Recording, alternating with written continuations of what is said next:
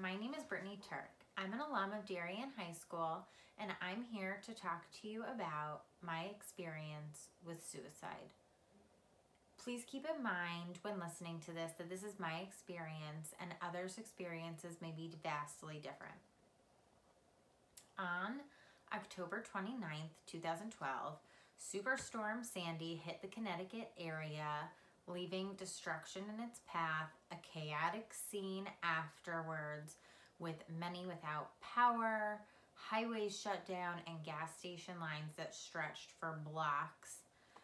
And amidst all of this, my brother Andrew decided to go visit his girlfriend up in Norfolk, Connecticut, which is about an hour and a half away from here.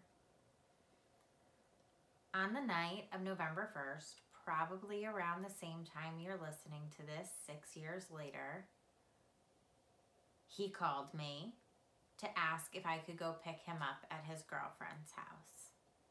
He wanted to come home. At the time, I was living in New York, almost 2 hours away from where he was, and I had plans with my friends, so I told him I couldn't go get him. Keep in mind, this was not an uncommon request for Andrew. I went out with my friends, went to work the next morning. I was a manager at Buffalo Wild Wings at the time. In the afternoon, I was in the parking lot talking with my boss and my best friend who was a bartender there. And into the parking lot pulled my boyfriend, now husband, Jeremy. And I was excited to see him. He frequently came in to visit me, but this time he got out of his car without pulling into a spot and told me we needed to go, that I needed to go get my things. So I went inside to get my things. We got into his car. I handed my car keys to my friend so that she could take care of that for me. And we started going. I had no idea where we were going until we were on the road and Jeremy told me that we were going to my dad's house, but he couldn't tell me why. Now, because all of the gas station lines were backed up and highways were shut down, a drive that normally would have taken 10 minutes took us at least a half an hour, and it felt like the longest ride ever to get there.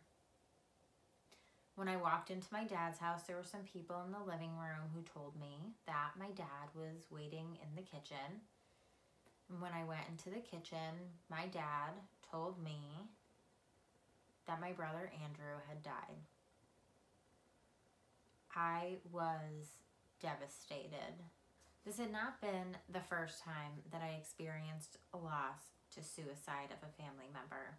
On December 12th, 2000, we lost my mom, Maida Roach, to suicide, and on August 13th, 2003, we lost my grandmother, Maida Riley, to suicide at the age of 55.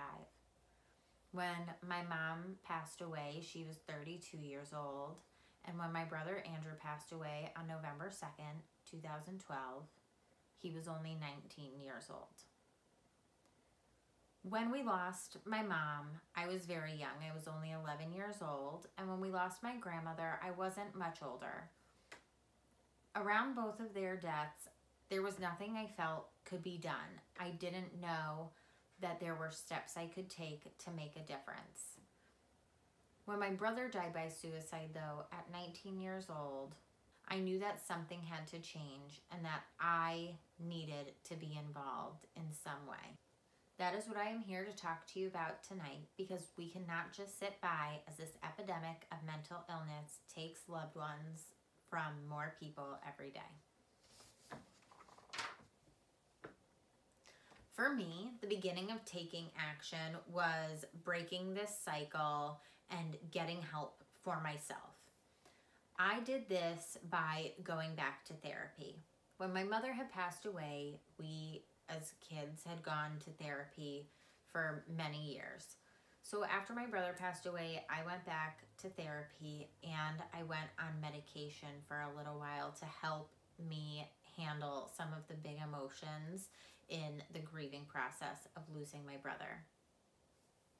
I went to therapy for a while, but I didn't have insurance at the time, and the cost was quite high.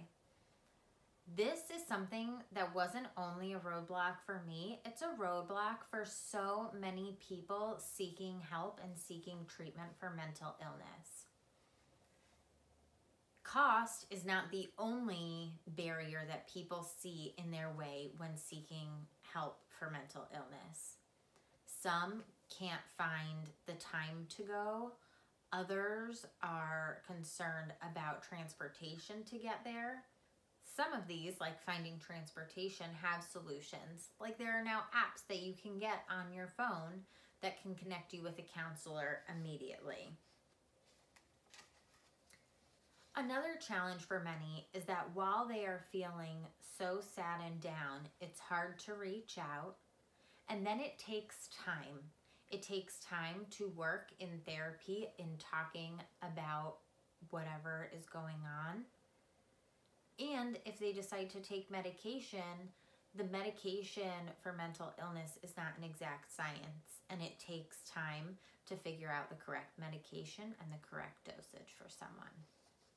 For students who are concerned with the cost of getting help in particular, there are likely resources at your school that you can go to your school counselor, and they can help you to find free or low-cost resources to get help. This is not just in high school. Many colleges and universities have mental health offices where you can get free help. If you are unsure of where to begin looking to get help, you can check out the free resources at the end of this presentation that include a phone number to call, a phone number to text, and websites. The other part of taking action for me was finding a way to be able to fundraise and advocate for suicide prevention. In looking for that, I found the American Foundation for Suicide Prevention. They've been an incredible resource for me. Each year, I walk in a community walk, which is a shorter walk of about 1 mile to 3 miles. There is one coming up on November 3rd in Sherwood Island in Westport. That is about 2.5 miles long. A couple weeks ago, I participated in the community walk down here in South Carolina. The community walks give the American Foundation for Suicide Prevention an opportunity to fundraise. That fundraising helps with funding prevention education programs, providing support to those who have lost a loved one to suicide, and researching mental illness and what causes people to die by suicide. In addition to the community walks, each year the American Foundation for Suicide Prevention hosts 2 overnight walks. These are held in major cities around the country, and they're longer. You walk 16 to 18 miles overnight to help bring suicide out of the darkness. I've been fortunate to participate in those walks 3 times. The first time in Philadelphia, the next time was in New York City, where I met an amazing group of women from Texas who I was lucky enough to walk with in the overnight walk last year in Washington, D.C. as part of Team You Are Loved Louder. Both types of walks are opportunities for fundraising for the American Foundation for Suicide Prevention. But not only that, it gives the participants an opportunity to advocate for something that they are passionate about and a safe place to talk about their loved ones that they've lost to suicide that they might not otherwise have the chance to talk about.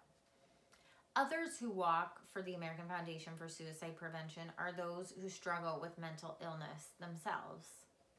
Having that place to talk about those loved ones is an awesome part of being involved with AFSP for me. It can be so easy when a loss is so painful to kind of leave that person in the past. But with my brother, my husband Jeremy and I make it a point to talk about him. We talk about how much he would have loved coming to visit us at our new house in South Carolina, how a certain smell reminds us of his stinky feet, or how a song on the radio can bring me to tears. Most recently has been Cole Swindell's You Should Be Here. That really makes me think about all the things I do wish my brother was here for, to be with us for. We do have, though, our memories and stories of when he was here, and we definitely make it a point to share those and laugh about them as much as we can. At my first walk with the American Foundation for Suicide Prevention, a speaker said, "Suicide is not someone's whole story. It is not how we remove them. It is simply the punctuation on the end of their life, a simple period.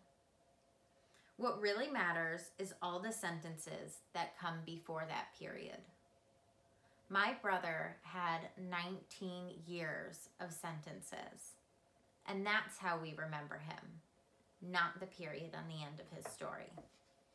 We remember the day that I became a big sister when he was born, the police helmet he wore around for who knows how many months when he was 4 years old, helping me cover up our mailbox that I hit when I was a new driver, going to concerts together, goofy games we came up with as kids, his high school graduation that no one could be too certain was going to happen, but he did it, and him living his dream of becoming a firefighter. These are the things that I want to remember my brother as, not what the end of his life was. These are the things that make me passionate about wanting to strive to reach a world without suicide. The reason I walk every year with the American Foundation for Suicide Prevention, raise funds, and spread awareness. I have hope that one day no other families will have to live through the pain of a loved one dying by suicide. Please take the time to check out the resources. They have information not only for those suffering with mental illness, but for friends and family who are there to help them. There's information on warning signs of what to look for, what to do if someone is at risk of hurting themselves, and what to do after the loss of a loved one to suicide. After you look, don't forget to share your favorite resources on social media to help someone else.